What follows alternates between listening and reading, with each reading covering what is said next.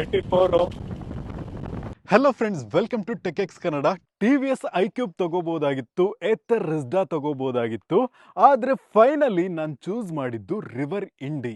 ಯಾಕೆ? 4 ಕಿಲೋವ್ಯಾಟ್ ನ ಬ್ಯಾಟ್ರಿ ಆದ್ರೂ NMC ಕೊಟ್ಟಿದ್ದಾರೆ, 6.7 ಕಿಲೋವ್ಯಾಟ್ ನ ಒಂದು ಮೋಟರ್ ಅನ್ನ ಕೊಟ್ಟಿದ್ದಾರೆ, ಹಾಗೂ 90 ಕಿಲೋಮೀಟರ್ ಪರ್ ಅವರ್ ನ ಒಂದು ಟಾಪ್ ಸ್ಪೀಡ್ ಇದೆ, 26 ನ್ಯೂಟನ್ ಮೀಟರ್ ನ ಟಾರ್ಕ್ ಕೊಟ್ಟಿದ್ದಾರೆ. ಆದ್ರೆ ಇದರ ರೇಂಜ್, ಸರ್ವಿಸ್ ಹೇಗಿದೆ, ಬ್ಯಾಟ್ರಿ ಲೈಫ್ ಹೇಗಿದೆ, iQube ಮತ್ತು ಏತರ್ ರಿಸ್ಡಾಗಿಂತ ಇದು ಬೆಸ್ಟ್ ಇದೆಯಾ? ಇವತ್ತು ನನ್ನ ಫಸ್ಟ್ ಓನರ್ಶಿಪ್ ಎಕ್ಸ್ಪೀರಿಯನ್ಸ್ ನ ಜೊತೆಗೆ ಎಲ್ಲದನ್ನು ಕಂಪೇರ್ ಮಾಡಿ ನೋಡೋಣ. ಅಂಡ್ ಮತ್ತೆ ನಾನು ಸ್ಕೂಟರ್ ಅನ್ನ ತಗೊಳ್ಳೋದಾದ್ರೆ ರಿವರ್ ಇಂಡಿನೇ ತಗೊಳ್ತೀನ, ಲಾಸ್ಟ್ ಅಲ್ಲಿ ನೋಡೋಣ. ನಾವು ಸ್ಕೂಟರ್ ಅನ್ನು ತಗೊಳ್ಳುವಾಗ ತುಂಬಾನೇ ಆಪ್ಷನ್ಸ್ ಇತ್ತು. ಫಸ್ಟ್ ಅಂತ ನೋಡೋದಾದ್ರೆ TVS iQube. ಇದೊಂದು ಫ್ಯಾಮಿಲಿ ಫೋಕಸ್ಡ್ ವೆಹಿಕಲ್ ಆಗಿತ್ತು. ಅಂಡ್ ಇದರಲ್ಲಿ ನೋಡೋದಾದ್ರೆ BLDC motor, hub motor, so pickup performance ಅನ್ನ ನಾವು ಎಕ್ಸ್ಪೆಕ್ಟ್ ಮಾಡಕ್ಕಾಗಲ್ಲ. ಇನ್ನೊಂದು ಅಂತ ನೋಡೋದಾದ್ರೆ ಏತರ್ ರಿಸ್ಡಾ. ಓಕೆ, ಒಳ್ಳೆ ಒಂದು ಬೆಸ್ಟ್ ಸ್ಕೂಟರ್ ಅಂತಾನೆ ಹೇಳ್ಬಹುದು. ಸರ್ವಿಸ್ ಎಲ್ಲ ಚೆನ್ನಾಗಿ ಕೊಡ್ತಿದ್ದಾರೆ, ಎಲ್ಲ ಕಡೆ ಸರ್ವಿಸ್ ಅವೈಲಬಿಲಿಟಿ ಇದೆ. ಅಂಡ್ ಇದ್ರ ಬಗ್ಗೆ ಅಂತ ನೋಡೋದಾದ್ರೆ ಸ್ವಲ್ಪ ಮೋಟ್ರು ಕಮ್ಮಿ ಕೊಟ್ಟಿದ್ದಾರೆ, ಬ್ಯಾಟ್ರಿನೂ ಕಮ್ಮಿ ಇದೆ. ತೆಳ್ಳಿಗೆ ಯಾರೆಲ್ಲ ಹುಡುಗಿರೆಲ್ಲ ಇರ್ತಾರೋ ಸೊ ಅವರೆಲ್ಲ ಓಡ್ಸೋಕೆ ಬೆಸ್ಟ್ ಆಗಿರುತ್ತೆ. ಸೊ ನಮ್ಮ ಥರ ಬಾಡಿ ಸೆಟ್ ಎಲ್ಲ ಇಟ್ಕೊಂಡ್ಬಿಟ್ಬಿಟ್ಟು ನಾವು ಒಳ್ಳೆ ಒಂದು ಪರ್ಫಾರ್ಮೆನ್ಸು, ಸ್ಪೀಡು ಅದೆಲ್ಲ ಬೇಕು ಅಂದರೆ ಅದರಲ್ಲಿ ಸಿಗೋದಿಲ್ಲ. ಸೊ ಅದರಲ್ಲಿ ಎಕೋ ಮಾಡಲ್ಲಿ ಇಬ್ರು ಕುತ್ಕೊಂಡು ಹೋಗುವಾಗ 30 ದಾಟಕ್ಕೆ ಕಷ್ಟಪಡುತ್ತೆ ಫ್ಲಾಟ್ ರೋಡ್ನಲ್ಲಿ. ಸೊ ಯಾರಿಗೆ ಆ ಒಂದು ಸ್ಕೂಟರ್ ಸೆಟ್ ಆಗುತ್ತೆ ಅಂತ ನೀವೇ ಡಿಸೈಡ್ ಮಾಡ್ಕೊಳ್ಳಿ. ನೀವು ತುಂಬಾ ಏನೋ ಸ್ಪೀಡ್ ಹೋಗಲ್ಲ, ನೀವು ಒಬ್ಬರೇ ಇರ್ತೀರಾ ಸಿಟಿನಲ್ಲಿ, ಸುಮ್ಮನೆ ಮಾರ್ಕೆಟಿಗೆಲ್ಲ ಹೋಗಿ ಬರ್ತೀರಾ, ರೌಂಡ್ಸ್ ಆಗ್ತಿರ್ತೀರಾ, ಅಂಡ್ ನೀವು ತೆಳ್ಳಗಿದ್ದೀರಾ ಅಂದ್ರೆ ನೀವು ಆ ಸ್ಕೂಟಿಗೆ ಹೋಗಬಹುದು. ಚೆನ್ನಾಗಿದೆ ಆಕ್ಚುಲಿ. ಅಂಡ್ ಅದರಲ್ಲಿ ನಮಗೆ ರೇಂಜ್ ಕೂಡ ಜಾಸ್ತಿ ಕೊಡ್ತಿದ್ದಾರೆ. ಇದರಲ್ಲಿ ಯಾಕೆ ನಮಗೆ ರೇಂಜ್ ಕಡಿಮೆ ಆಗುತ್ತೆ ಅಂತ ನೋಡೋದಾದ್ರೆ, ಹೆವಿ ವೆಯ್ಟ್ ಕೂಡ ಇದೆ, ಬ್ಯಾಟ್ರಿನೂ ಜಾಸ್ತಿ ಇದೆ, ಸೊ ರೇಂಜ್ ಕೂಡ ಜಾಸ್ತಿ ಕೊಡ್ಬೋದು. ಬಟ್ ಸ್ಪೀಡು ಇದು ನಮಗೆ ಜಾಸ್ತಿ ಕೊಡ್ತಿದೆ. ಇದರಲ್ಲಿ ಅಂತ ನೋಡಿದಾಗ ನಾವು ಫ್ಲಾಟ್ ರೋಡ್ ನಲ್ಲಿ ಎಕೋ ಮೋಡ್ ನಲ್ಲಿ 35 to 45 ವರೆಗೂ ಹೋಗಬಹುದು.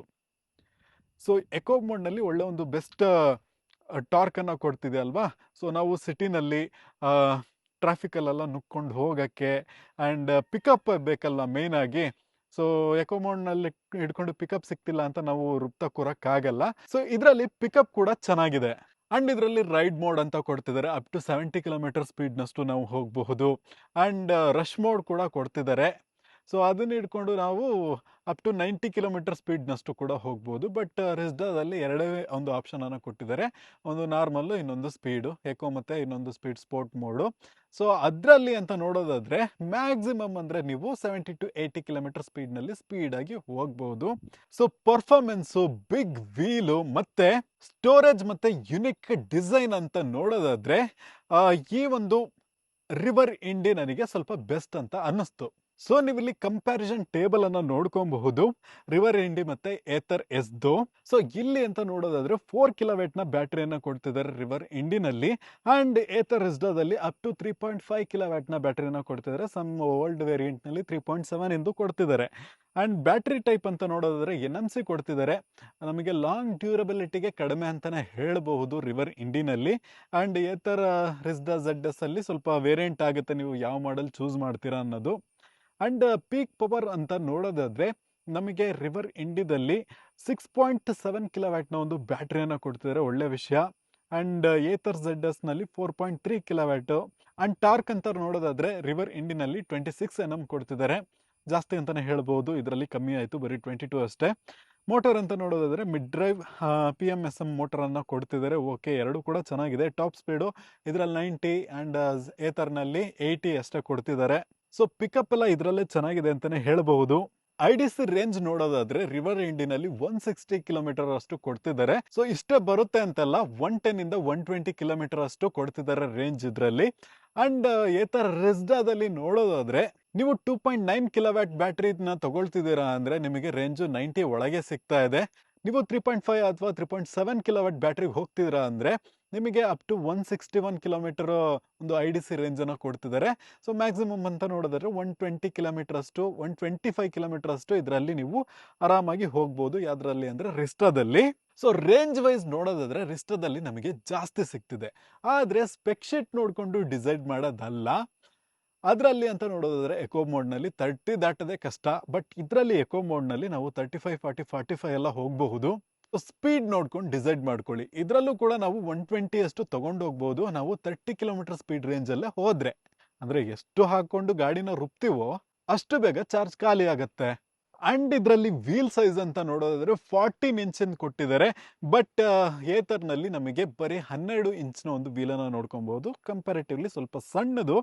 ಅಂಡ್ ನೋಡೋದಾದ್ರೆ ಇದರಲ್ಲಿ ಡುವಲ್ ಡಿಸ್ಕ್ ಬ್ರೇಕ್ ಅನ್ನ ಕೊಟ್ಟಿದ್ದಾರೆ. ಅದರಲ್ಲಿ ಅಂತ ನೋಡೋದಾದ್ರೆ maybe back drum front disc ಕೊಟ್ಟಿರ್ತಾರೆ. ಸೊ ಬ್ರೇಕಿಂಗ್ ಅಲ್ಲೂ ಕೂಡ ಇದು ಸ್ವಲ್ಪ ಬೆಸ್ಟ್ ಅಂತಾನೆ ನಾನು ಹೇಳ್ತೀನಿ. ಚೆನ್ನಾಗಿದೆ. ಅಂಡ್ ಅಂಡರ್ ಸಿಟ್ ಸ್ಟೋರೇಜ್ ಅಂತ ನೋಡೋದಾದ್ರೆ ಇದರಲ್ಲಿ 43 ಲೀಟರ್ದು ಕೊಟ್ಟಿದ್ದಾರೆ. ಅದರಲ್ಲಿ ಅಂತ ನೋಡೋದಾದ್ರೆ ಬರೀ 34 ಲೀಟರ್ನ ಒಂದು ಸ್ಟೋರೇಜ್ ಅನ್ನು ಕೊಟ್ಟಿದ್ದಾರೆ. ಇದರಲ್ಲಿ ನಮಗೆ ಎಕ್ಸ್ಟ್ರಾ ಸ್ಟೋರೇಜ್ ಕೂಡ ಸಿಗ್ತಾ ಇದೆ ಇಲ್ಲಿ ಫ್ರಂಟ್ ಅಲ್ಲಿ. ಸೊ ಫ್ರಂಟ್ ಅಲ್ಲೂ ಕೂಡ ನಾವು ಸ್ವಲ್ಪ ಕೆಲವೊಂದು ಡಾಕ್ಯುಮೆಂಟ್ಸು, ಫೋನು ಅದು ಇದು ಇಟ್ಕೊಬಹುದು. ಪಾಕೆಟ್ ಅಂತ ಏನು ಕೊಟ್ಟಿಲ್ಲ. ನಿಮಗೆ ಬೇಕಂದ್ರೆ ಫೋನ್ ಇಟ್ಕೊಳಕ್ಕೆ ಎಕ್ಸ್ಟ್ರಾ ಸ್ಟ್ಯಾಂಡು ದುಡ್ಡು ಕೊಟ್ಟು ತಗೊಬೇಕಾಗತ್ತೆ. ಸೊ ಅದಕ್ಕೊಂದು 900 ರೂಪಾಯಿ ಸಮಥಿಂಗ್ ಎಲ್ಲ ಆಗಬಹುದು. ಬಟ್ ಸ್ಟೋರೇಜ್ ಇದರಲ್ಲಿ ಎಕ್ಸ್ಟ್ರಾ ಕೊಡ್ತಿದ್ದಾರೆ. ಮತ್ತೆ ಇದು ಹೆವಿ ವೆಯ್ಟ್ ಅಂತಾನೆ ಹೇಳ್ಬೋದು. 143 kg. ಎಕ್ಸ್ಟ್ರಾ ಫಿಟ್ಟಿಂಗ್ ಹಾಕೊಂಡ್ರೆ ಇನ್ನೊಂದು 2-3 kg ಜಾಸ್ತಿ ಆಗ್ಬಿಡುತ್ತೆ. ಅಂಡ್ ಇದೊಂದು ಸ್ವಲ್ಪ ಡಿಸ್ಅಡ್ವಾಂಟೇಜ್ ಅಂತಾನೆ ಹೇಳ್ಬೋದು. ಯಾಕಂದ್ರೆ ರೇಂಜ್ ಅಲ್ಲಿ, ಸೊ ನಿಮಗೆ ರೇಂಜ್ ಜಾಸ್ತಿ ಬೇಕಂದ್ರೆ ವೆಯ್ಟ್ ಸ್ವಲ್ಪ ಕಡಿಮೆ ಇರಬೇಕು. ನಾವು ಕೂತ್ಕೊಂಡ್ರೆ ಎಕ್ಸ್ಟ್ರಾ ವೆಯ್ಟ್ ಆಗ್ತೀವಿ, ಗಾಡಿ ಎಳೆಯೋದು ಸ್ವಲ್ಪ ಕಷ್ಟ ಆಗುತ್ತೆ, ಎಕ್ಸ್ಟ್ರಾ ಪವರ್ ಕೂಡ ಕನ್ಸ್ಯೂಮ್ ಆಗುತ್ತೆ. ಸೊ ಅದಕ್ಕೆ ನಮಗೆ ಕಡಿಮೆ ರೇಂಜ್ ಅನ್ನ ಕೊಡ್ತಿದ್ದಾರೆ. ಮೇನ್ ಪಾಯಿಂಟ್ ಇದು. ನೀವು ಇನ್ನೂ ಸಣ್ಣ ಇದ್ರೆ ಸ್ವಲ್ಪ ನಿಮಗೆ ಇನ್ನೊಂದು ಸ್ವಲ್ಪ ಎಕ್ಸ್ಟ್ರಾ ಮೈಲೇಜ್ ಸಿಗುತ್ತೆ ಅಂತಾನೆ ಅನ್ಕೊಳ್ಳಿ. ಆದ್ರೆ ಏತರ್ ರಿಸ್ಡಾದಲ್ಲಿ ಬರೀ 125-123 kg ಅಷ್ಟೇ ಇದೆ ಆ ವೆಹಿಕಲ್ಲು. ಸೊ ಸ್ವಲ್ಪ ಲೈಟ್ ವೆಯ್ಟ್ ಅಂತಾನೆ ಹೇಳ್ಬೋದು. ಆರಾಮಾಗಿ ಟ್ರಾವೆಲ್ ಎಲ್ಲ ಮಾಡ್ಕೊಬಹುದು. ಸೊ ನಮಗೆ ಹೆವಿ ವೆಯ್ಟ್ ಬೇಡ, ಈಸಿಯಾಗಿ ಹ್ಯಾಂಡಲ್ ಮಾಡೋಕ್ಕೆ ಬೆಸ್ಟ್ ಆಗಿರುತ್ತೆ. ಗ್ರೌಂಡ್ ಕ್ಲಿಯರೆನ್ಸ್ ಅಂತ ನೋಡೋದಾದ್ರೆ ಏತರ್ ರಿಸ್ಡಾದಲ್ಲಿ 15 ಸೆಂಟಿಮೀಟರ್ ಇಂದ ಹಿಡಿದು 16 ಸೆಂಟಿಮೀಟರ್ ವರೆಗೂ ಒಂದು ಗ್ರೌಂಡ್ ಕ್ಲಿಯರೆನ್ಸ್ ಅನ್ನ ಕೊಟ್ಟಿದ್ದಾರೆ. ಓಕೆ, ಚೆನ್ನಾಗಿದೆ ಅಂತ ಹೇಳ್ಬೋದು. ಬಟ್ ಇದರಲ್ಲಿ ಎಷ್ಟು ಅಂತ ಮೆನ್ಷನ್ ಮಾಡಿಲ್ಲ. ಬಟ್ ಎಸ್, ನಿಜವಾಗ್ಲೂ ಇದರಲ್ಲಿ ಪ್ರಾಬ್ಲಮ್ ಇದೆ. ಏನಂದ್ರೆ ಈ ಒಂದು ಎಕ್ಸ್ಟ್ರಾ ಮಿಡಲ್ ಸ್ಟ್ಯಾಂಡ್ ಏನು ಕೊಟ್ಟಿದ್ದಾರೆ ಯಾವ EV ವೆಹಿಕಲ್ನಲ್ಲೂ ಕೊಡಲ್ಲ, ಇದರಲ್ಲಿ ಕೊಟ್ಬಿಟ್ಟಿದ್ದಾರೆ. ಒಳ್ಳೆ ಒಂದು ಬೆನಿಫಿಟ್. ನಾವು ಸೆಂಟರ್ ಸ್ಟ್ಯಾಂಡ್ ಹಾಕ್ಸಿ ನಿಲ್ಲಿಸ್ಕೊಬಹುದು. ಸೈಡ್ ಸ್ಟ್ಯಾಂಡ್ ಕೂಡ ಕೊಟ್ಟಿದ್ದಾರೆ. ಬಟ್ ಅದೇ ಒಂದು ಪ್ರಾಬ್ಲಮ್ ಆಗ್ಬಿಟ್ಟಿದೆ. ಏನಂದ್ರೆ ನಾವು ಹಳ್ಳಿಗಳಲ್ಲೆಲ್ಲ ಹೋಗ್ತೀವಲ್ಲ, ಗುಂಡಿ ಜಾಗ, ಅಲ್ಲಿ ಸ್ಪೀಡಾಗಿ ಇಳಿಸ್ಬಿಟ್ರೆ ಪಕ್ಕ ಅದು ಟಚ್ ಆಗ್ತಾ ಇದೆ. ಸೊ ಇವಾಗ ನಾವು ಎಕೋ ಮೋಡಲ್ ಹೋಗ್ತಾ ಇದ್ದೀವಿ. ಸೊ ಡಬಲ್ ರೈಡಿಂಗ್, ನಮ್ಮಿಂದ ಒಂದು ಪರ್ಸನ್ ಕುತ್ಕೊಂಡಿದ್ದಾರೆ. ಸೊ ಸ್ಪೀಡ್ ನೋಡೋಣ. ಇದು ಡೌನ್ ಅಲ್ಲಿ ಇರೋದ್ರಿಂದ ಸ್ವಲ್ಪ ಎಕ್ಸ್ಟ್ರಾ ಸ್ಪೀಡೇ ಹೋಗುತ್ತೆ. 35, 40, 45 ಎಲ್ಲ ಹೋಗುತ್ತೆ.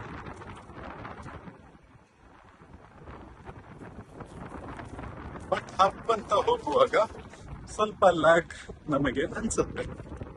ಸ್ಪೀಡಲ್ಲೂ ರಿಡ್ಯೂಸ್ ಆಗುತ್ತೆ. ಸೊ ಬೋತ್ ನೆಕ್ಸ್ಟ್ ಆವರೇಜ್ ನೀವು ಒಂದು 35 to 40 ಅಂತ ತಗೋಬಹುದು ಎಕೋ ಮೋಡ್ ನಲ್ಲಿ. ಈಗ ನಾವು ಈ ಬಟನ್ ಅನ್ನ ಚೇಂಜ್ ಮಾಡಿದ್ರೆ ಎಕೋ ಮೋಡ್ ಇಂದ ರೈಡ್ ಮೋಡಿಗೆ ಹೋಗುತ್ತೆ. ಸೊ ಇವಾಗ ಎಷ್ಟು ಸ್ಪೀಡ್ ಹೋಗುತ್ತೆ ಅಂತ ನೋಡೋಣ.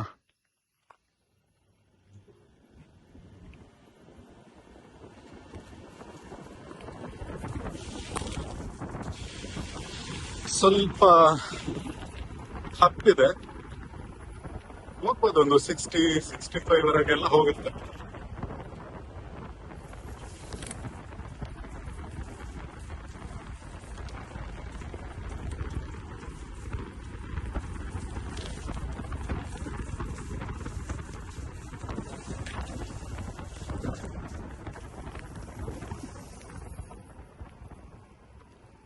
ಸೊ ಡಿಸ್ಕ್ ಇರೋದ್ರಿಂದ ಬ್ರೇಕಿಂಗು ಕೂಡ ಚೆನ್ನಾಗಿದೆ.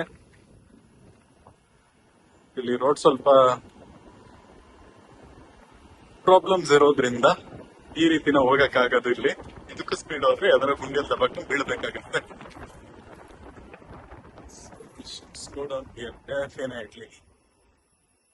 ಎಲೆಕ್ಟ್ರಿಕ್ ಬೈಕ್ ನ ಮೊದಲು ನೀರಿಂದ ಕಾಪಾಡಬೇಕು. ನೀವು ತಗೊಂಡ್ಮೇಲೆ ಮಾಡಬೇಕಾಗಿರೋ ಮೊದಲು ಕೆಲಸ ಇದೆ.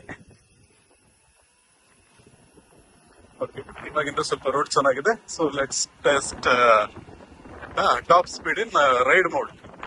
ಸೊ ಇಬ್ರು ಕೂತಿರೋದ್ರಿಂದ ಸ್ವಲ್ಪ ಪರ್ಫಾರ್ಮೆನ್ಸ್ ಸ್ಲೋನೇ ಇರುತ್ತೆ.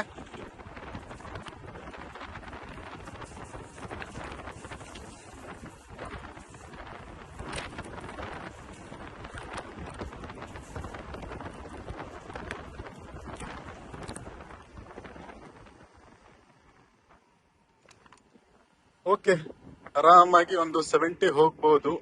ಡ್ಯುಯಲ್ ಪಿಲಿಯನ್ ಇದ್ರೆ, ಡ್ಯುಯಲ್ ಅಲ್ಲ, ಏನೋ ಒಟ್ಟು.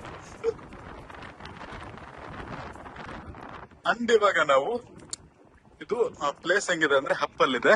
ಈಗ ನಾವು ರಶ್ ಮೋಡಿಗೆ ಹಾಕೊಂಡಿದೀವಿ. ಸೊ ರಶ್ ಮೋಡ್ ಟೆಸ್ಟ್ ಮಾಡೇ ಬಿಡೋಣ. ಅಪ್ ಟು ಟಾಪ್ ಸ್ಪೀಡ್ 90 ವರೆಗೆ ಹೋಗ್ಬೋದು ಅಂತ ಕ್ಲೈಮ್ ಮಾಡಿರ್ತಾರೆ. ಸೊ ಇಲ್ಲಿ ಟೆಸ್ಟ್ ಮಾಡೋದು ಕಷ್ಟ ಆಗುತ್ತೆ. Will try our best.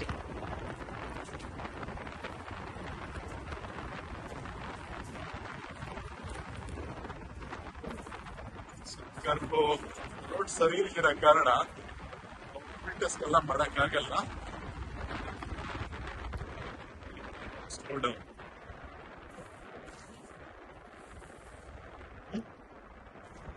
Okay, return ಬರೋದು ಡೌನ್ ಇರುತ್ತೆ. Okay, let's try. ಮಳೆ ಬರ್ತೈತಿ, ಆಫ್ ಮಾಡು. ನಮ್ದು ಹಳ್ಳಿ ಆಗಿರೋದ್ರಿಂದ ಈ ತರ ರೋಡ್ಗಳಿದ್ದೇ ಇರುತ್ತೆ. ಸೊ ಇಲ್ಲೂ ಕೂಡ ಓಡಿಸ್ತಾ ಇದ್ದೀವಿ. ಚೆನ್ನಾಗಿ ಹೋಗ್ತಾ ಇದೆ, ಏನೋ ತೊಂದರೆ ಇಲ್ಲ.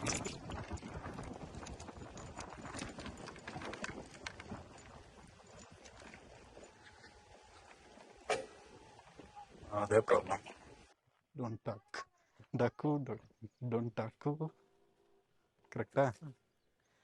ಸೊ ರಿವರ್ ಇಂಡಿನ ಒಂದು ಬೈಕ್ನ SUV, ರಿವರ್ ಇಂಡಿನ ಸ್ಕೂಟರ್ನ SUV ಅಂತಾನೆ ಕರೀತಾರೆ. ಯಾಕಂದ್ರೆ ಒಳ್ಳೆ ಸೀಟು ಅದೆಲ್ಲ ಕೊಡ್ತಾರೆ ಅಂತ. ಬಟ್ ನಾನು ರಿವರ್ ಇಂಡಿನ ಒಂದು ಸ್ಕೂಟಿನ ಆಟೋ ಅಂತಾನೆ ಹೇಳ್ಬೋದು. ಯಾಕಂದ್ರೆ ಮುಂದ್ಗಡೆ ವೀಲೇ ನಮಗೆ ಕಾಣಿಸೋದಿಲ್ಲ. ಸೊ ಕರೆಕ್ಟಾಗಿ ರೋಡ್ ಕಾಣಿಸಲ್ಲ. ಸೊ ಏನು ಹೇಳಕ್ಕೆ ಬಂದೆ ಅಂದರೆ, ನೀವು ಇಲ್ಲಿ ನೋಡ್ಕೊಬಹುದು, ಇಲ್ಲಿ ಗುಂಡಿಗಳೆಲ್ಲ ಇದೆಯಲ್ವಾ, ಇಲ್ಲಿ ಸ್ಪೀಡಾಗಿ ಇಳಿಸ್ಬಿಟ್ರೆ ಸೆಂಟ್ರ್ ಸ್ಟ್ಯಾಂಡ್ ಏನಿದೆ ಅದು ಟಚ್ ಆಗುತ್ತೆ ನೆಲಕ್ಕೆ. ಸೊ ಈ ರೀತಿ ಒಂದು ಪ್ರಾಬ್ಲಮ್ ಇದೆ. ಸೊ ಇವಾಗ ನಾನು ರಶ್ ಮೋಡಿಗೆ ಹಾಕಿದ್ದೀನಿ. ಈಗ ಹಪ್ಪಿರೋದ್ರಿಂದ ಹಪ್ಪಲ್ಲಿ ಹೋಗ್ತಾ ಇದ್ದೀವಿ.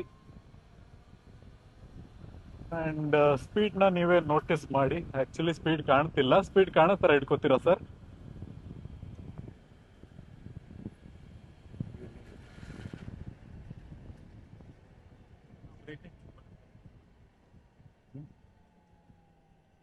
ಈ ಥರ ಬೇಕಾದ್ರೆ ಕಾಣುತ್ತೆ. ಇಲ್ಲ ನಾನೇ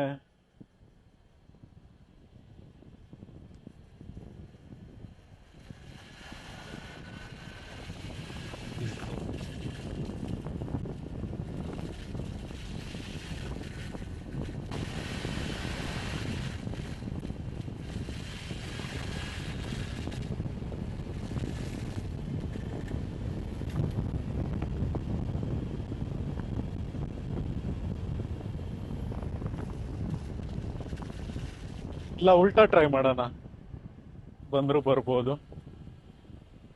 ಹಾಂ, ಈ ಥರ ರಿವರ್ಸ್ ಹೋಗೋದು, ರಿಟರ್ನ್.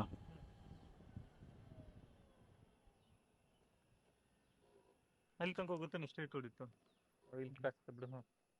ಇವಾಗ ಕಾಣಿಸ್ತೈತೆ. ಅವಾಗಲೇ ಕರೆಕ್ಟಾಗಿ ಕಾಣಲಿಲ್ಲ, ರಶ್ ಮೋಡಲ್ಲಿದೆ. Let's test. ಇನ್ನು 29 ಕಿಲೋಮೀಟರ್ ಹೋಗ್ಬೋದು ಅಂತ ಇತ್ತು 39%. ಸ್ವಲ್ಪ ಡೌನ್ ಆಗಿದೆ, ಆದ್ರೂ ಕಾಣ್ತಿಲ್ಲ. ಏನೋ ಸ್ವಲ್ಪ ಕಾಣಿಸ್ತಿದೆ, ಅಡ್ಜಸ್ಟ್ ಮಾಡ್ಕೊಳ್ಳಿ.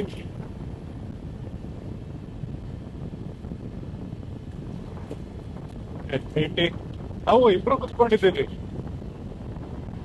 84.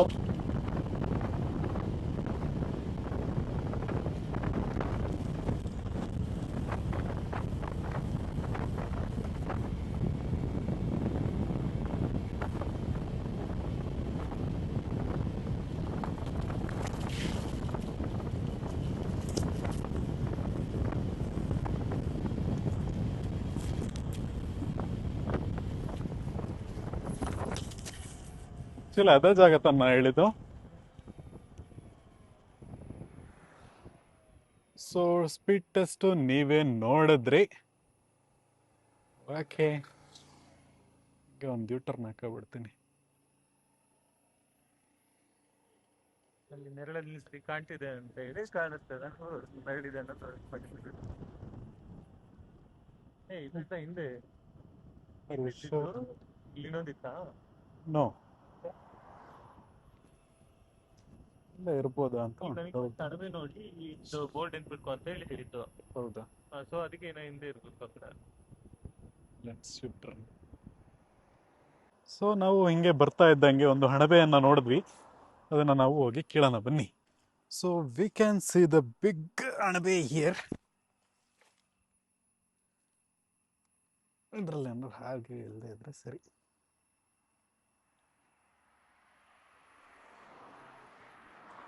ನೋಡಿದ್ರ ನಮಗೆ ಒಂದು ಅಣಬೆ ಸಿಕ್ಕಿದೆ.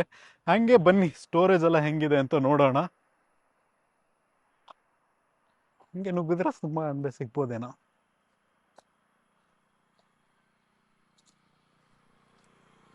ಸೊ ನೀವಿಲ್ಲಿ ನೋಡ್ಕೊಬಹುದು, ಇಲ್ಲಿ ಅಂಡರ್ ಸೀಟ್ ಸ್ಟೋರೇಜ್ ಅನ್ನ ನೋಡೋಣ.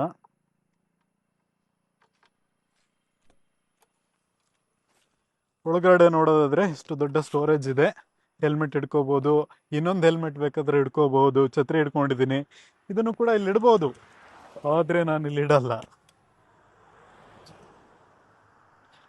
ನಮಗೆ ಫ್ರಂಟ್ ಅಲ್ಲಿ ಕೂಡ ಸ್ಟೋರೇಜ್ ಅನ್ನ ಕೊಟ್ಟಿದ್ದಾರೆ. ಸೊ ಇಲ್ಲೂ ಕೂಡ ನಾವು ಎಕ್ಸ್ಟ್ರಾ ಲಗೇಜಸ್ ಗಳನ್ನ ಇಡ್ಕೊಬಹುದು. ಈ ರೀತಿ ತುಂಬಾನೇ ಇಡ್ಕೊಬಹುದು ಇಡೋ ತರ ಇಟ್ರೆ.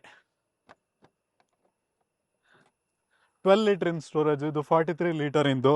ಅಂಡ್ ಇಲ್ಲಿ ನೋಡೋದಾದ್ರೆ ನಮ್ದು ಏನಾರು ಲಗೇಜು, ಕವರು, ಬ್ಯಾಗ್ ಏನಾರ ಇದ್ರೆ ಈ ರೀತಿ ಸಿಗಿಸ್ಕೋಬಹುದು. ಈ ತರ ಒಂದು ಲಾಕನ್ನ ಕೊಟ್ಟಿರ್ತಾರೆ.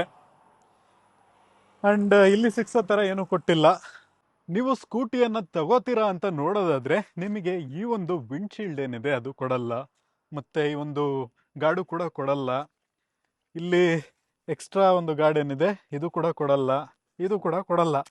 ಮತ್ತೆ ಸೈಡ್ ಸ್ಟ್ಯಾಂಡ್ ಏನಿದೆ ಇದನ್ನು ಕೂಡ ಕೊಡಲ್ಲ. ಒಂದು ಆವ್ರೇಜ್ ರೇಟ್ ಹೇಳ್ತೀನಿ ನೋಡ್ಕೊಳ್ಳಿ. ಇದು ಹಾಕ್ಸೋಕ್ಕೆ 900 ರೂಪಾಯಿ ಎಕ್ಸ್ಟ್ರಾ ಆಗುತ್ತೆ. ಇದು ಮತ್ತೆ ಫ್ರಂಟಿಂದ ಒಂದು ಗಾರ್ಡ್ ಇದೆಯಲ್ಲ ಅದನ್ನ ಹಾಕ್ಸೋಕ್ಕೆ 2500 ಆಗುತ್ತೆ. ಇದಕ್ಕೊಂದು 1200ರಿಂದ 1600, ಇದೇ ರೇಂಜ್ ಇರಲ್ಲ, ಒಂದು ಅಂದಾಜ್ ಹೇಳ್ತಾ ಇದ್ದೀನಿ. ಅಲ್ಲಿ ಕಾರ್ಡ್ ನೋಡ್ಬಿಟ್ಟು ನೀವು ಡಿಸೈಡ್ ಮಾಡ್ಕೊಳ್ಳಿ. ಮತ್ತೆ ಯಾವುದು ವಿಂಡ್ಶೀಲ್ಡ್ ಹಾಕಿದ್ರೆ ಸಖತ್ತಾಗಿ ಲುಕ್ ಕಾಣಿಸುತ್ತೆ. ಸೊ ಇದೊಂದು 900 ರೂಪಾಯಿ ರೇಂಜಿಗೆ ಆಗುತ್ತೆ. ಅಂಡ್ ಮ್ಯಾಟು ಕೂಡ ನಾವು ಎಕ್ಸ್ಟ್ರಾ ಹಾಕ್ಸ್ಕೋಬೇಕಾಗತ್ತೆ. ಅದಕ್ಕೊಂದು 700 ರೂಪಾಯಿ ಅಥವಾ 500 ರೂಪಾಯಿ ರೇಂಜ್ ಆಗುತ್ತೆ. ನಮಗೆ ಇನ್ಬಿಲ್ಟ್ ಆಗಿ ಏನು ಸಿಗುತ್ತೆ ಅಂದರೆ ಮಿರರ್ ಸಿಗುತ್ತೆ. ಮತ್ತೆ ಈ ಒಂದು ಕ್ರಾಶ್ ಗಾರ್ಡ್ ಏನಿದೆ ಇದು ಸಿಗುತ್ತೆ, ಈ ಕ್ರಾಶ್ ಗಾರ್ಡು ಸಿಗುತ್ತೆ.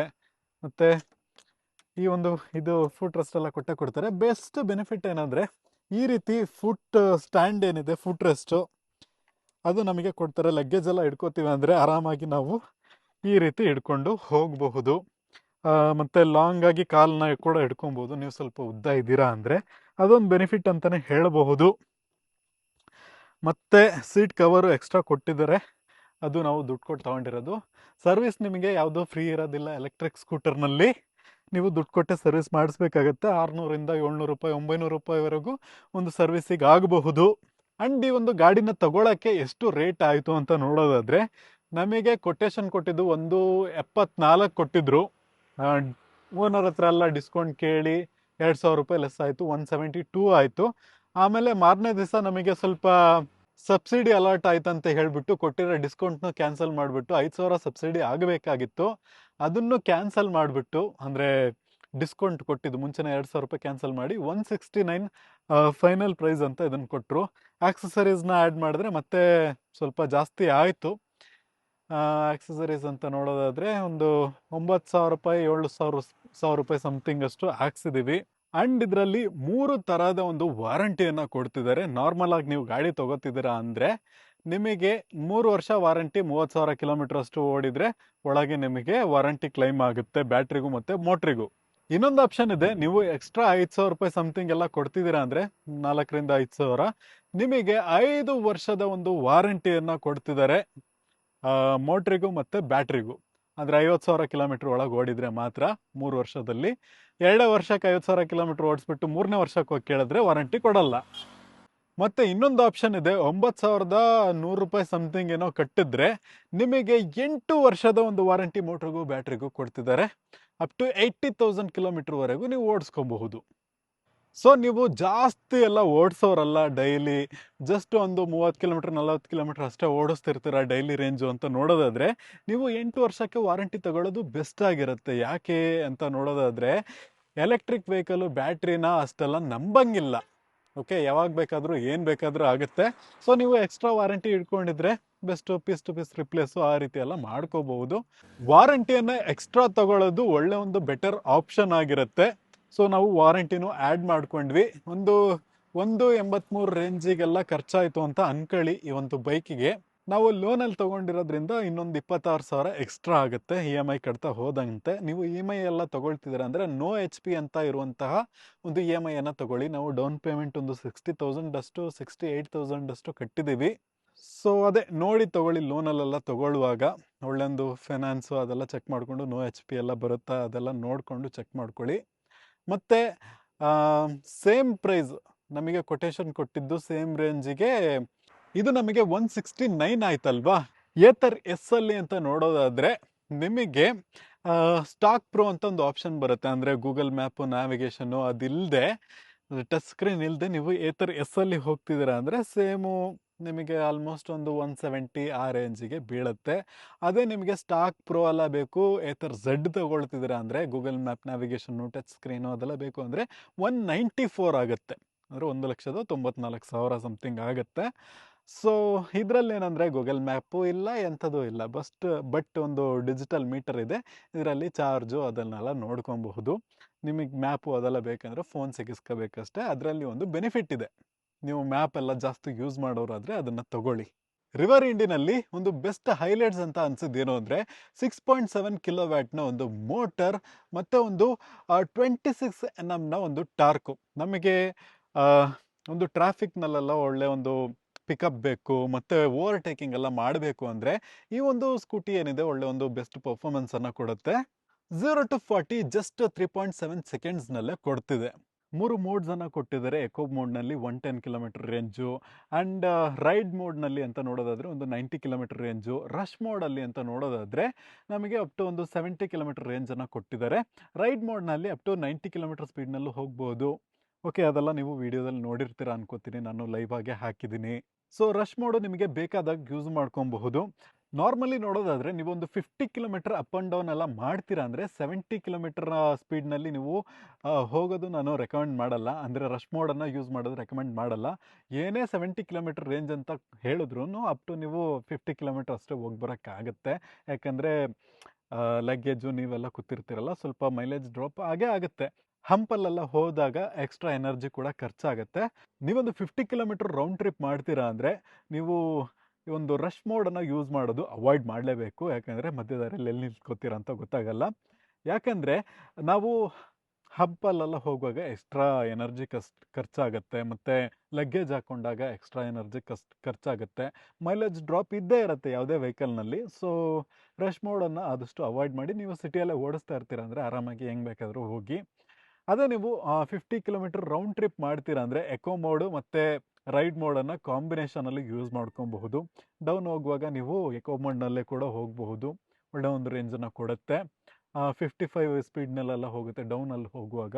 ಆವಾಗ ಬೇಕಾದರೆ ನೀವು ಎಕೋ ಮೋಡಿಗೆ ಇಟ್ಕೊಳ್ಳಿ. ನಾರ್ಮಲ್ ರೈಡ್ ಮೋಡಿಗೆಲ್ಲ ಅಂದರೆ ಆರಾಮಾಗಿ ನೀವು 50 ಕಿಲೋಮೀಟರ್ ರೌಂಡ್ ಟ್ರಿಪ್ ಮಾಡ್ಕೊಂಡ್ಬಂತು ಮನೆಗೆ ಬಂದು ನಿಲ್ಲಿಸುವಾಗ ಇನ್ನೊಂದು 20 ಕಿಲೋಮೀಟರ್ ಹೊಡೆಯೋಷ್ಟು ಚಾರ್ಜು ಮಿಕ್ಕಿರುತ್ತೆ. ಸೊ ಅದನ್ನು ನಂಬ್ಕೊಂಡು ಇನ್ನೊಂದು 20 ಕಿಲೋಮೀಟರ್ ಹೋಗಿರೋ ಮತ್ತೆ ರಿಟರ್ನ್ ಬರೋಕ್ಕಾಗಲ್ಲ. ಸೊ ಬೇಕಾದಾಗ ರಶ್ ಮೋಡನ್ನು ಯೂಸ್ ಮಾಡ್ಕೊಳ್ಳಿ ಅಷ್ಟೇ. ರಿವರ್ ಇಂಡಿನಲ್ಲಿ ನಮಗೆ 4 ಕಿಲೋವ್ಯಾಟ್ನ NMC ಬ್ಯಾಟ್ರಿಯನ್ನು ಕೊಟ್ಟಿದ್ದಾರೆ. NMC ಬ್ಯಾಟ್ರಿಗೆ ಎನರ್ಜಿ ಡೆನ್ಸಿಟಿ ಜಾಸ್ತಿನೇ ಇದೆ, ಆದರೆ ಲಾಂಗ್ ಟರ್ಮ್ ಬ್ಯಾಟ್ರಿ ಡಿಗ್ರೇಡೇಷನ್ನು ಮತ್ತು ಓವರ್ ಹೀಟಿಂಗ್ ಎಲ್ಲ ನಾನು ಕರೆಕ್ಟಾಗಿ ಹೇಳೋಕ್ಕಾಗಲ್ಲ. ಸ್ವಲ್ಪ ದಿವಸ ಎಲ್ಲ ಯೂಸ್ ಮಾಡಿ ನೋಡಿಬಿಟ್ಟೆ ನಾವು ಇದ್ರ ಬಗ್ಗೆ ಎಲ್ಲ ಮಾತಾಡೋಕ್ಕಾಗುತ್ತೆ. ಸೊ ಅದಕ್ಕಾಗಿಯೇ ಈ ಒಂದು ಸ್ಕೂಟರ್ನ ಲಾಂಗ್ ಟರ್ಮ್ ಪರ್ಫಾರ್ಮೆನ್ಸನ್ನು ಟ್ರ್ಯಾಕ್ ಮಾಡಿ ಮುಂದಕ್ಕೆಲ್ಲ ವಿಡಿಯೋ ಹಾಕ್ತೀನಿ. ಚಾರ್ಜ್ ಹಾಕಬೇಕು ಅಂದರೆ ಸೊ ಇಲ್ಲಿ ಓಪನ್ ಮಾಡಬೇಕು, ಆ್ಯಂಡ್ ಇಲ್ಲೊಂದು ಬಟನ್ ಇರುತ್ತೆ, ಪುಷ್ ಮಾಡಿದ್ರೆ ಈ ರೀತಿ ಓಪನ್ ಆಗುತ್ತೆ. ಸೊ ಈ ರಬ್ಬರ್ನ ತೆಗಿಬೇಕು. ತೆಗೆದಾದ್ಮೇಲೆ ಚಾರ್ಜರ್ ಏನಿದೆ ಇದನ್ನು ತೆಗೆದು ಸೊ ಈ ರೀತಿ ಫಿಕ್ಸ್ ಮಾಡಬೇಕು. ಸೊ ಅವಾಗ ಬ್ಯಾಟ್ರಿ ಚಾರ್ಜ್ ಆಗುತ್ತೆ. ಸೊ ಈ ರೀತಿ ಚಾರ್ಜಿಂಗ್ ಅಂತ ತೋರಿಸುತ್ತೆ. ರಿವರ್ ಇಂಡಿನೇ ಬೆಸ್ಟ್ ಸ್ಕೂಟರ ಅಂತ ಕೇಳಿದ್ರೆ ನೋ. ಹಾಗೆ TVS iQube ಮತ್ತು ಏತರ್ ರಿಸ್ಡಾ ಅದೇನಾದರೂ ಬ್ಯಾಡ್ ಬೈಕಾ ಅಂತ ಕೇಳಿದ್ರೆ ಅದಕ್ಕೂ ಆನ್ಸರ್ ನೋನೇ. ಯಾಕಂದರೆ ನನಗೆ ಬೇಕಾಗಿರೋದು ಪರ್ಫಾರ್ಮೆನ್ಸು, ಡಿಸೈನು ಮತ್ತು ಸ್ಟೋರೇಜು ಎಲ್ಲದೂ ಸ್ವಲ್ಪ ಇದರಲ್ಲಿ ಎಕ್ಸ್ಟ್ರಾನೇ ಕೊಡ್ತಿದ್ದಾರೆ. ನೀವೇನಾದರೂ ಟಿ ವಿ ಎಸ್ ಐಕ್ಯೂಬ್ ತೊಗೊಳಕ್ಕೆ ಹೋಗ್ತಿದ್ದೀರಾ ಅಂದರೆ, ನಿಮ್ಮ ಫ್ಯಾಮಿಲಿ ಓರಿಯೆಂಟೆಡ್ ಇದ್ದು ಮನೇಲಿ ಸಿಟಿಯಲ್ಲಿ ಮಾತ್ರ ಓಡಾಡ್ತಿದ್ದೀರಾ ಅಂದರೆ ಅದನ್ನು ನೀವು ಆರಾಮಾಗಿ ತೊಗೋಬಹುದು. ಹೆವಿ ಲೋಡೆಲ್ಲ ಹಾಕಲ್ಲ ಅಂದರೆ ಒಳ್ಳೆ ಒಂದು ಸರ್ವಿಸ್ ನೆಟ್ವರ್ಕ್ ಇರೋದ್ರಿಂದ ಅದು ಕೂಡ ಒಂದು ಬೆಸ್ಟ್ ಬೈಕ್ ಅಂತಲೇ ಹೇಳ್ತೀನಿ. ಅದರಲ್ಲಿ ಹಬ್ ಮೋಟರನ್ನು ಕೊಟ್ಟಿದ್ದಾರೆ.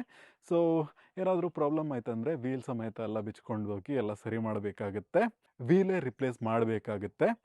ಆ್ಯಂಡ್ ಏತರ್ ರಿಸ್ಡಾ ಅಂತ ನೋಡೋದಾದರೆ ನಮಗೆ ಒಳ್ಳೆ ರೇಂಜ್ ಕೊಡ್ತಾ ಇದ್ರು, ನನಗೆ ಅದು ಅಷ್ಟು ಇಷ್ಟ ಆಗಿಲ್ಲ. ಸೊ ನನ್ನ ಒಪಿನಿಯನ್ಗೆ ಇದನ್ನು ತಗೊಂಡಿದ್ದೀನಿ.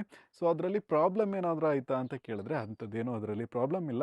ಆ್ಯಕ್ಚುಲಿ ನೋಡೋದಾದರೆ ಎಲ್ಲ ಕಡೆ ಸರ್ವಿಸ್ ನೆಟ್ವರ್ಕು ಸರಿಯಾಗಿ ಕೊಡ್ತಿದ್ದಾರೆ, ಮತ್ತು ಒಳ್ಳೆ ಸರಿಯಾದ ಸರ್ವಿಸು ಕೊಡ್ತಿದ್ದಾರೆ, ಮತ್ತು ಫಾಸ್ಟ್ ಚಾರ್ಜಿಂಗ್ ಸ್ಟೇಷನನ್ನು ಕೊಡ್ತಿದ್ದಾರೆ. ಸೊ ನೀವು ಅಲ್ಲೋಗಿಯೂ ನೀವು ರೀಚಾರ್ಜ್ ಮಾಡಿಕೊಂಡು ಫಾಸ್ಟ್ ಚಾರ್ಜಿಂಗನ್ನು ಮಾಡ್ಕೊಬೋದು. ಬರೀ 90 ಮಿನಿಟ್ಸಲ್ಲಿ ಫುಲ್ ಚಾರ್ಜ್ ಆಗೋಗ್ಬಿಡುತ್ತೆ. ಸೊ ಅದಕ್ಕೆ ತಕ್ಕಂತೆ ದುಡ್ಡು ಖರ್ಚಾಗುತ್ತೆ. ಸುತ್ತಿ ಉಳಿಸಿ ನೋಡಿದ್ರೆ ಅದನ್ನು ನೀವು ಪೆಟ್ರೋಲ್ ಗಾಡಿ ತೊಗೊಂಡ್ರೆ ಆರಾಮಾಗಿ ಪೆಟ್ರೋಲ್ ಹಾಕ್ಕೊಂಡು ಕೂಡ ಬರಬಹುದು. ಸೊ ಆ ರೀತಿ ಎಲ್ಲ ಇದೆ. ಆ್ಯಂಡ್ ನಿಮ್ಮಲ್ಲಿ ರಿವರ್ ಇಂಡಿ ಇದ್ದು ಸರ್ವಿಸ್ ಎಲ್ಲ ಚೆನ್ನಾಗಿದ್ದರೆ ಜನ ಎಲ್ಲ ತೊಗೊಂಡು ಅವ್ರ ಎಕ್ಸ್ಪೀರಿಯನ್ಸನ್ನು ಹೇಳಿದ್ರೆ ನೀವು ಇದನ್ನು ತೊಗೋಬಹುದು. ಆ್ಯಂಡ್ ಇದನ್ನು ಇವಾಗ ತಾನೇ ತೊಗೊಂಡಿದ್ದು, ಇದೊಂದು 3000 ಕಿಲೋಮೀಟ್ರು 5000 ಕಿಲೋಮೀಟ್ರ್ ಹೋದ್ಮೇಲೆ ಇದ್ರದ್ದು ಕರೆಕ್ಟಾಗಿ ಏನೆಲ್ಲ ವಿಷಯ ಇದೆ ಎಲ್ಲದನ್ನು ನಾವು ತಿಳ್ಕೊಬಹುದು. ಸೊ ಸದ್ಯಕ್ಕೆ ಇದನ್ನು ತೊಗೊಳ್ಳೋದ ಬೇಡ ಅಂತ ಡಿಸಿಷನ್ ಅಂತೂ ನಾನು ಹೇಳೋಕ್ಕಾಗಲ್ಲ. ಸೊ ನನಗೆ ಸಬ್ಸ್ಕ್ರೈಬ್ ಮಾಡಿ ಇಟ್ಕೊಂಡಿರಿ ನಮ್ಮ ಚಾನಲ್ಗೆ.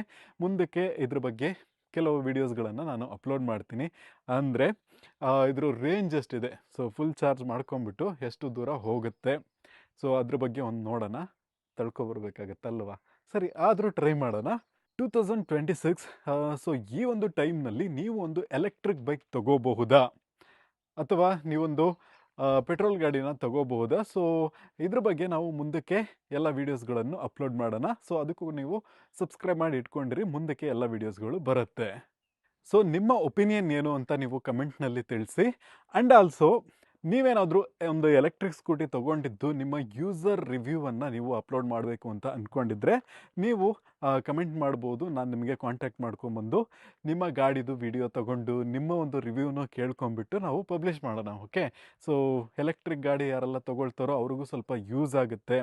ಏನೆಲ್ಲ ಪ್ರಾಬ್ಲಮ್ಸ್ ಇದೆ, ರೇಂಜ್ ಎಷ್ಟು ಕೊಡುತ್ತೆ, ಯಾವುದು ಬೆಸ್ಟು, ನೀವೇನಕ್ಕೆ ಅದನ್ನು ತೊಗೊಂಡ್ರಿ, ನೀವೇನೆಲ್ಲ ಎಕ್ಸ್ಪೀರಿಯೆನ್ಸ್ ಮಾಡಿದ್ದೀರಾ ಆ ಗಾಡಿಯಲ್ಲಿ, ಸೊ ಎಲ್ಲದ್ರ ಬಗ್ಗೆನೂ ನಾವು ಕೂಡ ವಿಡಿಯೋ ಮಾಡಿ ಎಲ್ರಿಗೂ ತಿಳಿಸೋಣ. ಓಕೆ, ಸೊ ಜಸ್ಟ್ ಕಮೆಂಟ್ ಮಾಡಿ ಅಥವಾ ಈ ಒಂದು ನಂಬರ್ಗೆ ನೀವು ಕಾಲ್ ಮಾಡಬಹುದು. And make sure this is an experiment. ನೀವು ಶಿವಮೊಗ್ಗದ ಹತ್ರ ಎಲ್ಲಾದರೂ ಇದ್ದರೆ, ದಾವಣಗೆರೆ ರಿಲೇಟೆಡ್ ಎಲ್ಲಿ ಹತ್ರ ಇದ್ದರೂ ನೀವು ಕಾಂಟ್ಯಾಕ್ಟ್ ಮಾಡಬಹುದು. ಶಿವಮೊಗ್ಗ ಒಂದು 100 ಕಿಲೋಮೀಟರ್ ರೇಂಜಲ್ಲಿ. ಆ್ಯಂಡ್ ಆಲ್ಸೋ ಬ್ಯಾಂಗ್ಳೂರ್ ಆದರೂ ಓಕೆ, ಅಲ್ಲಿ ಕೂಡ ಬಂದು ನಾನು ವಿಡಿಯೋ ಮಾಡ್ತೀನಿ. ಓಕೆ, ನಮ್ಮ ಮುಂದಿನ ವೀಡಿಯೋಸ್ಗಳಿಗಾಗಿ ಸಬ್ಸ್ಕ್ರೈಬ್ ಮಾಡಿ. ಆ್ಯಂಡ್ ಓಲಾ ಅಂತ ನೋಡೋದಾದರೆ ಅವರು ಎಲ್ಲದೂ ಸ್ವಲ್ಪ ಬೆಸ್ಟಾಗಿ ಕೊಡ್ತಾರೆ. ಒಳ್ಳೆ ಒಂದು ಪ್ರೈಸಿಂಗಲ್ಲೂ ಬೆಸ್ಟ್ ಇರುತ್ತೆ ಆ್ಯಂಡ್ ರೇಂಜಲ್ಲೂ ಬೆಸ್ಟ್ ಇರುತ್ತೆ. ಬಟ್ ಯಾವಾಗ ಗಾಡಿ ಕೈ ಕೊಟ್ಟು ಎಲ್ಲಿ ನಿಲ್ಲುತ್ತೆ ಅಂತ ಹೇಳೋಕ್ಕಾಗಲ್ಲ. ಗಾಡಿ ಏನಾದರೂ ಪ್ರಾಬ್ಲಮ್ಮು ಅಂತ ತೊಗೊಂಡೋಗಿ ಕೊಟ್ಟರೆ ಸರ್ವಿಸ್ ಕೂಡ ಸರಿಯಾಗಿ ಮಾಡಲ್ಲ. ನಿಮ್ಮ ಗಾಡಿ ಒಂದ್ಸಲಿ ಹಾಳಾದರೆ ಪರ್ಮನೆಂಟ್ಲಿ ಹಾಳು. ಆ್ಯಂಡ್ ಇನ್ನೊಂದು ಕೂಡ ಇದೆ ವಿಡಾ ಅಂತ. ಅದರಲ್ಲಿ ಏನು ಅಂತ ನೋಡೋದಾದರೆ ನಮಗೆ ವೀಲಿಗೆ ಅಟ್ಯಾಚ್ಡ್ ಆಗಿ ಮೋಟ್ರನ್ನು ಕೊಡೋದ್ರಿಂದ ಸೊ ಏನಾದರೂ ಪ್ರಾಬ್ಲಮ್ ಆದರೆ ಅದು ಕೂಡ ವೀಲೆಲ್ಲ ರಿಪ್ಲೇಸ್ ಮಾಡೋದು, ಸೊ ಆ ರೀತಿ ತುಂಬ ಪ್ರಾಬ್ಲಮ್ಸ್ ಎಲ್ಲ ಇದೆ. ಪಿಕಪ್ಪು ಅಂತ ನೋಡೋದಾದರೆ ಅಷ್ಟೇನೂ ಇಲ್ಲ. ಬಟ್ ಫ್ಯಾಮಿಲಿ ಯೂಸಸ್ಗೆ ಯಾವುದು ಬೆಸ್ಟು ಅಂತ ನೋಡೋದಾದರೆ ಆ್ಯಂಡ್ ವುಮೆನ್ಸ್ ಓಡಿಸೋದಾದ್ರೂ ಕೂಡ ಅವರಿಗೆ ಏತರ್ ರಿಸ್ಡಾ ತೊಗೋಬೋದು, ಟಿ ವಿ ಎಸ್ ಐಕ್ಯೂಬ್ ತೊಗೋಬೋದು. ವಿಡಾನ ನೀವು ಲಾಸ್ಟ್ನಲ್ಲಿ ಇಟ್ಕೊಳ್ಳಿ. ಓಕೆ, ಆ್ಯಂಡ್ ಹುಡುಗರಿಗೆ ಅಂತ ನೋಡೋದಾದರೆ ಸೊ ಲುಕ್ಕಲ್ಲೂ ಚೆನ್ನಾಗಿದೆ ಆ್ಯಂಡ್ ಪರ್ಫಾರ್ಮೆನ್ಸಲ್ಲೂ ಸಖತ್ತಾಗಿದೆ. ಫ್ಯಾಮ್ಲಿಗೂ ಬೆಸ್ಟ್ ಅಂತಲೇ ಹೇಳ್ಬೋದು. ಸ್ಟೋರೇಜ್ ಕೂಡ ಜಾಸ್ತಿ ಕೊಡ್ತಿದ್ದಾರೆ. ಸೊ ಇದಿಷ್ಟು ಈ ಒಂದು ಗಾಡಿನಲ್ಲಿ ಒಳ್ಳೆಯ ವಿಷಯ ಅಂತ ಹೇಳೋದು. ಆ್ಯಂಡ್ ಇನ್ನೊಂದು ವಿಷಯ ಅಂತ ನೋಡೋದಾದರೆ ನಾವು ಎಲೆಕ್ಟ್ರಿಕ್ ಸ್ಕೂಟರ್ನ ಹಿಡ್ಕೊಂಡು ಲಾಂಗ್ ಡ್ರೈವೆಲ್ಲ ಮಾಡ್ಬೋದು ಅಂದರೆ ಅದನ್ನು ಮರ್ತುಬಿಡಿ. ಸೊ ಶಾರ್ಟಾಗಿ ಒಂದು 20 ಕಿಲೋಮೀಟ್ರು ಹೋಗಿ ಬರೋದು, 20 ಕಿಲೋಮೀಟ್ರ್ ಹೋಗೋದು ಬರೋದು, ಸೊ ಈ ರೀತಿ ಎಲ್ಲ ಮಾಡ್ತಾ ಇದ್ದರೆ ಸೊ ಎಲೆಕ್ಟ್ರಿಕ್ ಸ್ಕೂಟರ್ ಬೆಸ್ಟ್ ಅಂತಲೇ ಹೇಳ್ಬೋದು. ಆ್ಯಂಡ್ ಸಿಟಿಯಲ್ಲೆಲ್ಲ ಓಡಾಡೋದು, ಜಸ್ಟ್ ಆಫೀಸಿಗೆ ಹೋಗಿ ಬರೋದು, ಅದಕ್ಕೆಲ್ಲದಕ್ಕೂ ನೀವು ಎಲೆಕ್ಟ್ರಿಕ್ ಸ್ಕೂಟರ್ನ ತೊಗೊಬೋದು, ಬೆಸ್ಟ್ ಆಪ್ಷನ್ ಆಗಿರುತ್ತೆ.